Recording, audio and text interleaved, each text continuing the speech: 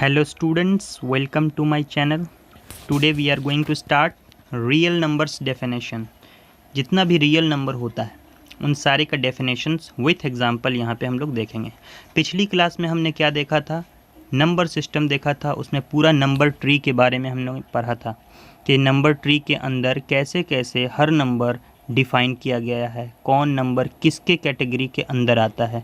तो उसमें सबसे पहले नंबर ट्री में सबसे पहले था रियल नंबर और इमेजिनरी नंबर। तो इमेजिनरी नंबर आपको पढ़ना ही नहीं है, तो उसके बारे में यहाँ पे कोई डिस्कशन नहीं होगा।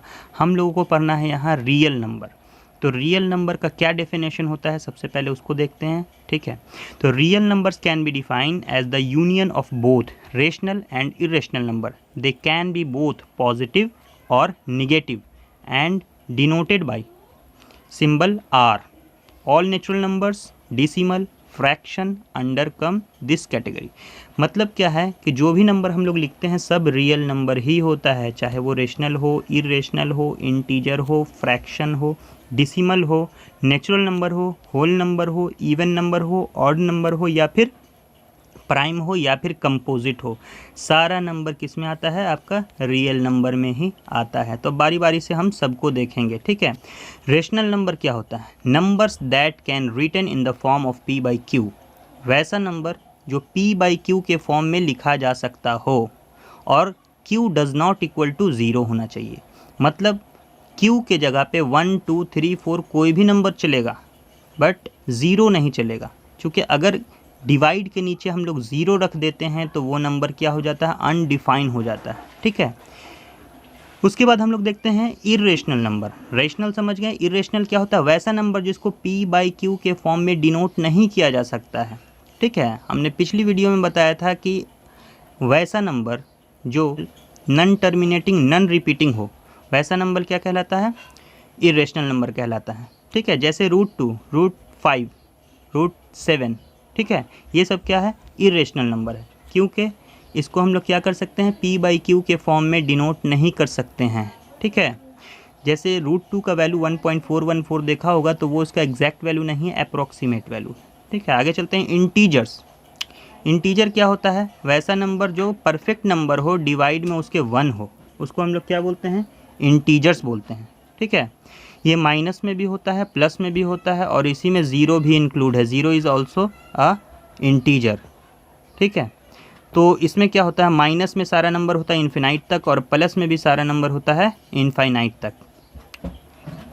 और 0 क्या होता है, बाउंड्री होता है, ना वो प्लस में आता है ना ही माइनस में आता है।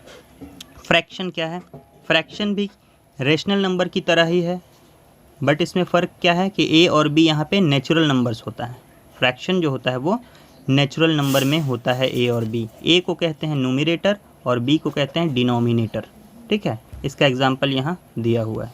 डिसिमल्स क्या है, फ्रैक्शन में अगर डिनोमिनेटर 10 हो, 100 हो या 1000 हो, ठीक है, उससे जो डिसिमल फ्रैक्शन नज़र आता है, निकल के आता है, उसको हम लोग बोलते हैं डिसिमल्स।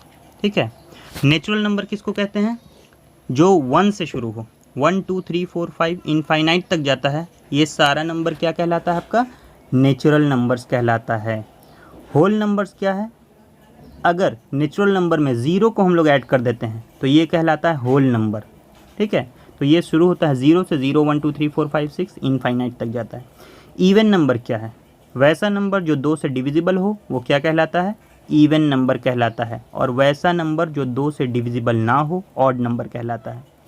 अदर लैंग्वेज में कह सकते हैं कि जिस नंबर के आखिर में, लास्ट में 0 हो, 2 या 4 6 या 8 हो, ऐसा नंबर क्या होता है, इवन नंबर होता है। और जिस नंबर के आखिर में यानी यूनिट प्लेस पे 1 3 5 7 या फिर 9 हो, वो सारा नंबर ऑड नंबर कहलाता है, सिंपल लैंग्वेज में। प्राइम नंबर क्या है, वैसा नंबर जिसका ओनली 2 फैक्टर हो उसको क्या बोलेंगे हम लोग, प्राइम नंबर। और वैसा नंबर जिसका 2 से ज़्यादा फैक्टर हो उसको कंपोजिट नंबर बोलेंगे। और वैसा नंबर जिसका एक ही फैक्टर हो वो ना ही प्राइम में आएगा और ना ही कंपोजिट में आएगा। वैसे नंबर को हम लोग दोनों कैटेगरी से बाहर, जैसे 1 क्या है, एक प्राइम नंबर भी नहीं है, कंपोजिट नंबर भी नहीं है। सबसे छोटा प्राइम नंबर 2 होता है और सबसे छोटा कंपोजिट नंबर 4 होता है। और 1 neither be prime nor composite.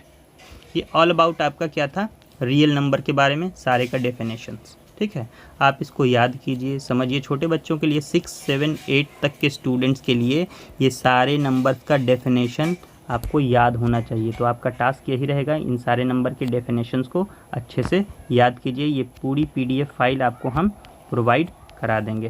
Thank you to visit my channel, keep updating.